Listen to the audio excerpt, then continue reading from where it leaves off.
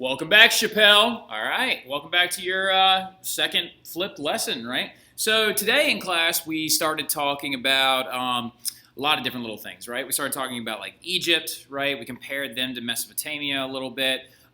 We started getting into the expansion of Mesopotamia, right? Talk about Babylon a little bit, you know what I mean? Like we're just kind of going over these people, right? We're not getting super in depth into them simply because I don't want us to get bogged down in things that aren't like Western, right? So because none of these ancient civilizations are really Western, but they kind of tell us where like civilization came from before we get into the main Westerners, which are the ancient Greeks, right? Which I know a lot of you are like, oh, I know some stuff about them already. That's awesome. And I'm so excited to start that stuff with you. Now, what the big thing is that we're going to get into, so some of y'all are probably going to immediately look at this and be like, hey, we already got past this in class. Now, here's the big thing, all right? So sometimes I have to record these flips before your classes actually come in, so I don't really know where we stopped. So the big thing is if we got past this moment or got past this, then just kind of keep cruising past it or like jump forward a little bit in the video until you find information that you haven't come into contact with yet. Got it? Okay. So anyway, we're going to wrap up the ancient civilizations now, and to give you a heads up, listen closely. You're going to have your first quiz on this stuff, right? Tomorrow for my my D and F classes are going to have their quiz on Friday. My A class is going to have it on Thursday. It's going to be multiple choice, about 15 questions, all right? It's all going to be on a Google form. It's going to be very easy. And tomorrow we're going to actually review all this stuff that we've talked about up to this point so you can understand just kind of how the systematic thing of class goes, okay? So anyway, but let's get into it. Other smaller kingdoms of the ancient period, right? So we got three small kingdoms and then one last really big one, right? So the one that you know very well, and you surprisingly don't even realize this, is of course called the Hebrews, right? So the Hebrews, you know the Hebrews by several other names, right? One of them being the Canaanites, which is about circa 1500 BC. So they're going to pop up like after Egypt has already become established for about 1,000 years, right? But here's the thing. You don't call them this. Typically, you don't call them Hebrews or Canaanites.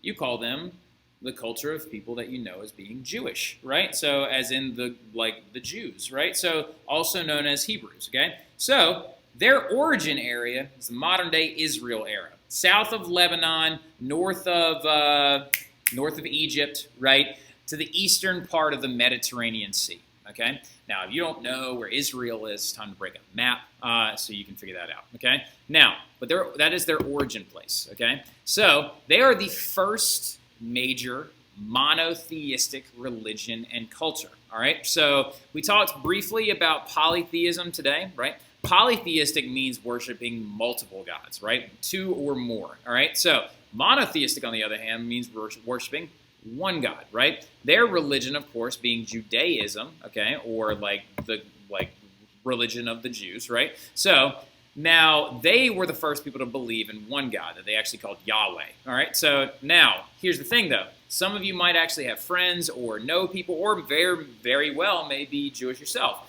What is the Holy Book? Yes.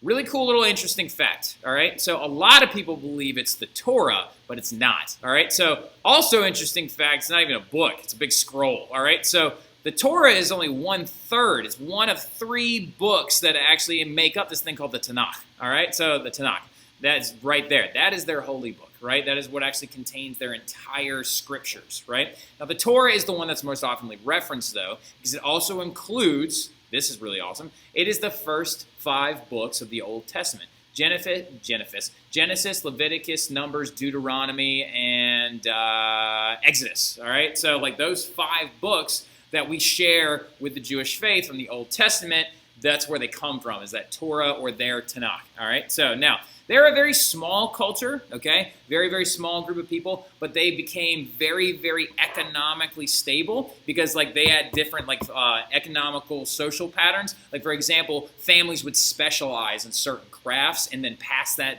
craft on to their sons. So let's say hypothetically, I was born of a banker, right? So that is what I would grow up to be. My father would train me to be a banker, right? So it had a very neat economic system that involved training apprentices, masters, and stuff like that. So they actually became very viable, but they still were very small, right? And they're actually going to begin this thing called a diaspora. All right, now a diaspora is a spreading of people, right? They're going to start shooting out after being taken over by multiple other groups, right? They were threatened by Egypt for quite some time and then actually moved out. A lot of y'all are like, oh wait, Exodus, that's Moses. He took the Jews out of Egypt. So interesting fact. Nowhere in Egyptology and Egyptian history or anywhere for that matter, other than in the Bible, does it say that the Jews were the ones banished from, or that the Jews actually left Egypt, right, and then ended up in Canaan. We believe that there is a chance that maybe that's where they started, but when they did start there, they weren't called Hebrews yet. They might have been called Hyksos or Hittites. We're not really positive, though.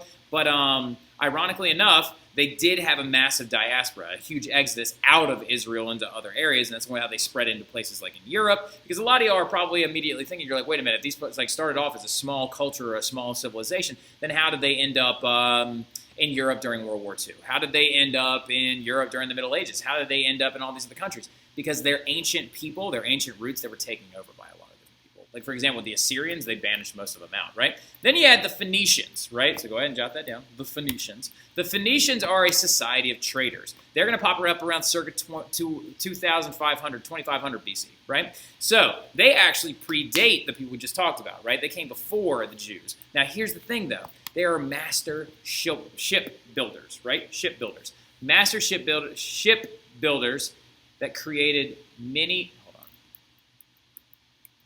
on.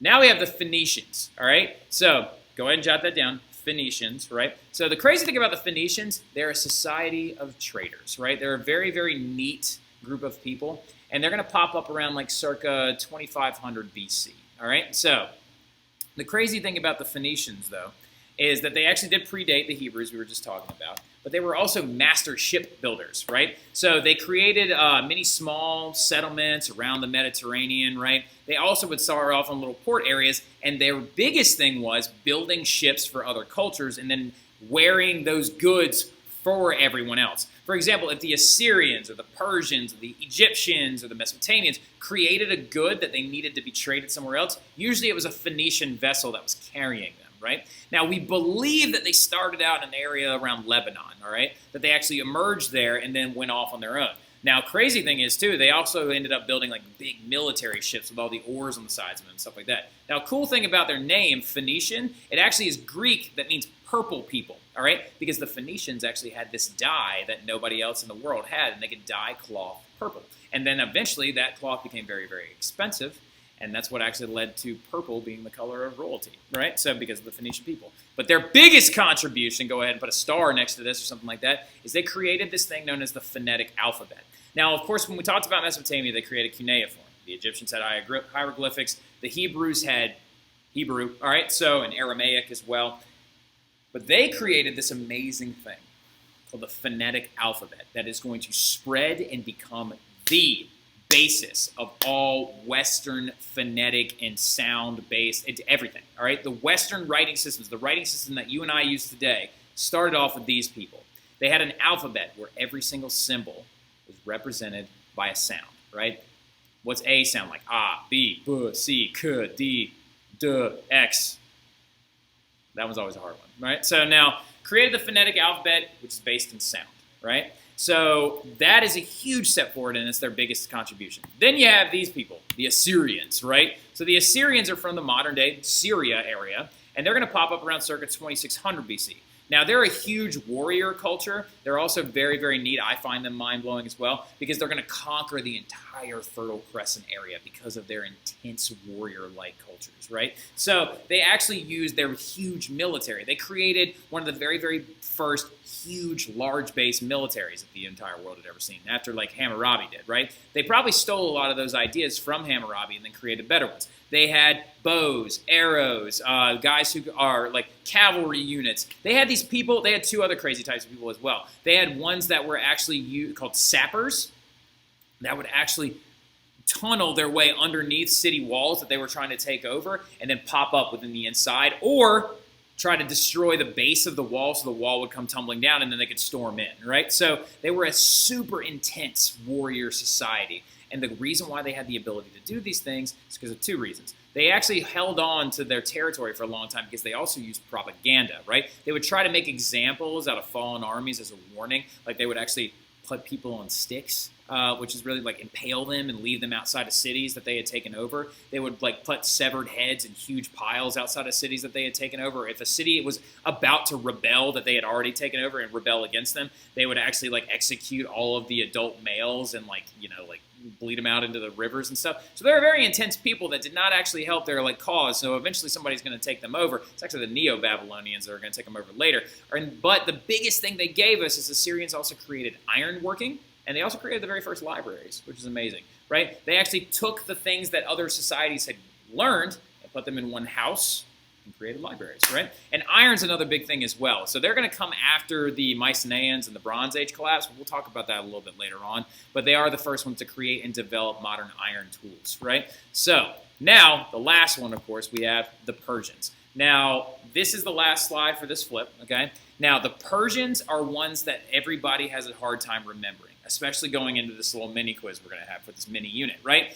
Because the Persians are a vastly important people, right? They're referenced in the Bible. Cyrus the Great is mentioned in the Bible as one of the like dominant figures and leaders of these people, because he was actually, and he like preached tolerance and things like that. They're a very, very, very, very amazing group of people. However, Westerners kind of vilify them. And what I mean by vilify is we make them into villains, right? And that's mainly because they fought several wars against the Greeks, right? But they are going to cause like that split between the East and the West. There's a couple of things I need you to add to this. Where they're going to originate from, though, is Iran, which is actually right over here in the modern-day Middle East area or Southwest Asia, all right? So they're going to conquer an area spanning from northern India all the way to the Mediterranean Sea.